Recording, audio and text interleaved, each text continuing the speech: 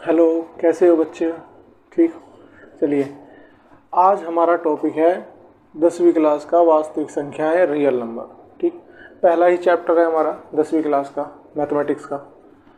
और हमारा जो फर्स्ट टॉपिक है इसके अंदर यूक्लिड विभाजन प्रमेय का, इसको हम इंग्लिश में कहते हैं यूक्लिड डिवीज़न लीमा।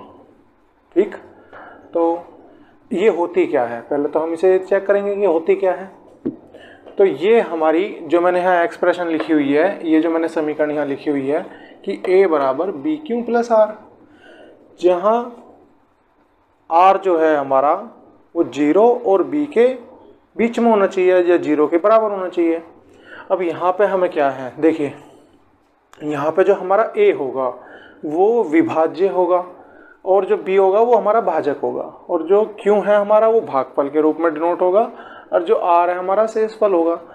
तो ये मतलब काम कैसे कर रहा है सबसे पहले हमें ये समझना पड़ेगा कि जो प्रमेय हमें दी हुई है ये किस पर्पस के लिए हमारे पास है। ठीक है, तो आपने सभी ने अपने बचपन में जो है आपने भाग जरूर दिया होगा। ठीक है, तो दो पूर्णांकों को मैं यहाँ भाग दे करके दिखाऊंगा। ठीक है, और उससे इस प्रमेय को मैं क्या करूँगा, कनेक्ट करने की कोशिश करूँगा। तो देखिए आप, तो सबसे पहले हमने एक उदाहरण ले रखा है यहाँ पे। 115 को किससे भाग देना है हमें, 2 से। तो 2 से भाग देने के बाद में देखिए यहाँ पे मैंने 2 से 115 को भाग दिया तो कितना आया, 57। भागफल हमारा आया 57, और 57 हमारा भागफल आने के बाद में लास्ट में हमारा शेषफल कितना आया, 1। ठीक, तो हमारा शेषफल 1 आ गया। तो यहाँ पे हमें क्या पता लगा कि जैसे ही हमने 115 को 2 से भाग दिया तो हमारा भागफल 57 बैठा और शेषफल हमारा 1 आ गया। तो यहाँ पे देखिए, अब मैं इसे क्या करने वाला हूँ, जो मेरा ये सोल्वेशन है इसे मैं इस रूप में लिखूंगा, यानी कि जो समीकरण मैंने आपको दे रखी है इसके रूप में लिखूंगा।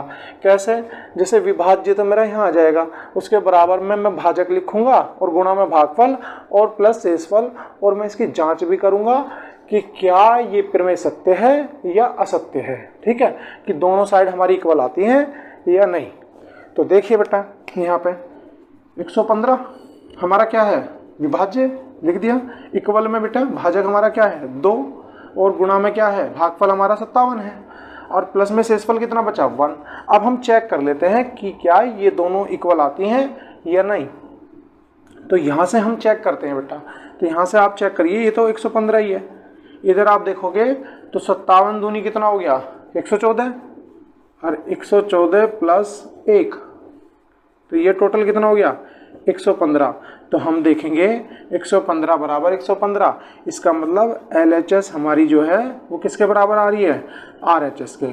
और जब भी आप भाग दोगे किसी भी संख्या को, उससे छोटी संख्या से आप भाग देते हो, तो हमेशा आपको इस तरीके की समीकरण बन के सामने आती है। ठीक है, उसी को हम कहते हैं यूक्लिड विभाजन प्रमेय का। ठीक, यूक्लिड डिवीजन लीमा। अब चलिए एक एग्जाम्पल आपको और बता देते हैं।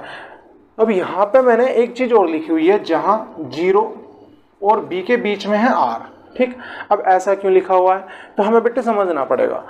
आप देखो शेषफल जो होता है हमारा वो हमेशा ही भाजक से छोटा होना चाहिए। अगर वो भाजक से बड़ा आता है शेषफल तो वो रुकेगा नहीं भाग, हमें फिर से देना पड़ेगा भाग।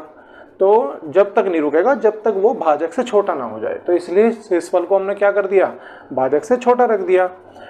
और 0 से हमेशा क्या होगा ये बेटा, या तो बड़ा हो सकता है या उसके बराबर हो सकता है, क्योंकि हमने देखा है कभी कभी जब हम किसी भी संख्या को किसी में भाग देते हैं तो पूरा पूरा कट जाए, तो वहाँ पे शेषफल की स्थिति हो जाती है 0। ठीक, तो चलिए एक एग्जाम्पल और ले लेते हैं इसका।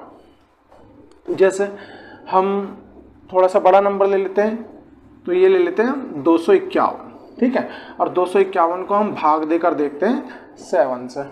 7 से भाग दे दो, तो 7 हम 251 को बेटा 7 से भाग देंगे, तो देखते हैं क्या आता है भागफल। तो यहाँ से भाग देंगे हम 7 ये 21, हमारे पास बच गया 4 और ये 47। तो कितना बार चलेगा, हम चला लेंगे 7 6 42।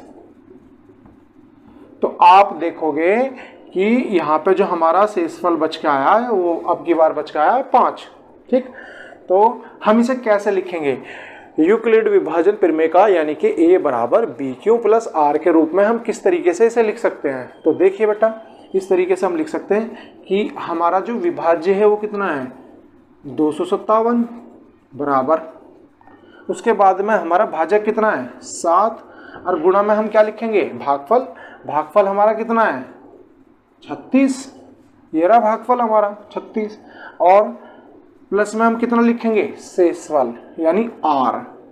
तो ये हमारा एक रूप हो गया a बराबर बी क्यू गुणा क्यू और प्लस r।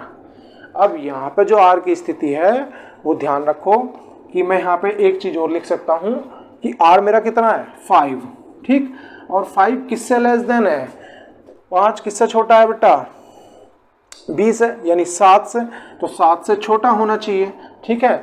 और लास्ट में हमारा जो 0 है 0 से तो बड़ा होगा, तो 0 से बड़ा हो सकता है, ठीक है। तो 0 और 7 के बिल्कुल बीच में आया है शेषफल, तो इसलिए हम ये कंडीशन भी इसमें अप्लाई करा सकते हैं, ठीक। तो ये है हमारा छोटा सा भाग यूक्लिड विभाजन प्रमेय का, ठीक है, और यूक्लिड डिवीजन लीमा का।